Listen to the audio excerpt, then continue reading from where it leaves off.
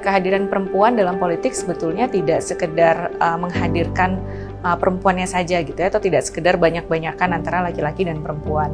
Kehadiran perempuan penting dalam politik sebetulnya selain tentu kehadirannya penting, kehadiran perempuan juga diharapkan bisa mentransformasi politik kita, menjadikan politik kita menjadi lebih inklusif dan juga bisa menghasilkan kebijakan-kebijakan yang pro terhadap perempuan dan juga kebijakan-kebijakan yang lebih inklusif lainnya.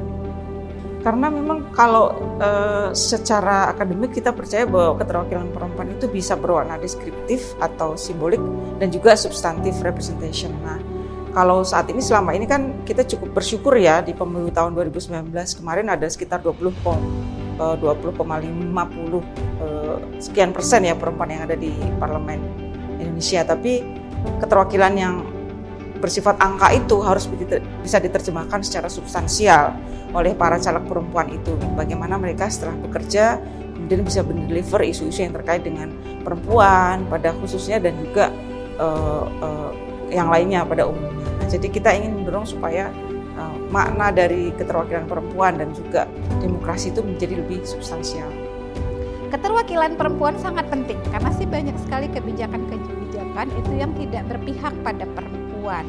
Dan yang bisa menyuarakan kebijakan-kebijakan ini adalah perempuan, karena perempuan yang mengalami sendiri gitu ya. Misalnya kita bicara saja kasus terkait kekerasan seksual yang itu sangat perempuan banget seperti itu. Nah, itu akan berbeda perspektifnya ketika itu disuarakan oleh laki-laki dibanding dengan perempuan, atau tentang terkait reproduksi, kesehatan reproduksi. Nah, itu juga sangat perempuan sekali. Laki-laki mungkin bisa menyampaikan, tapi mereka tidak mengalami, jadi mereka tidak bisa memahami seperti perempuan memahami persoalan mereka sendiri. Sehingga penting untuk perempuan itu ada di meja-meja pengambilan keputusan di dalam membuat kebijakan yang terkait isu-isu yang memang sangat spesifik perempuan, terutama di samping memang isu-isu umum lainnya.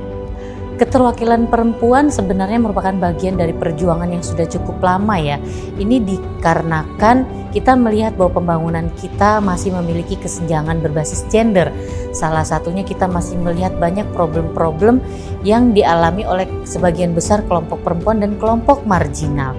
Sehingga harus ada percepatan, harus ada perubahan dalam kebijakan kita agar lebih setara gender dan inklusi. Perempuan harus didorong untuk masuk di dalam arena pengambilan keputusan, karena tentu saja pengalaman perempuan dan laki-laki tentu saja berbeda, sehingga kebijakan pun harus melihat semua kebutuhan spesifik warga bangsanya.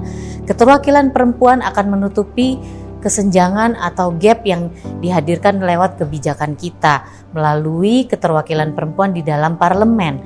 Karenanya keterwakilan perempuan tetap harus didorong sebagai bentuk bagaimana kita melakukan percepatan kesetaraan dan keadilan dalam pembangunan.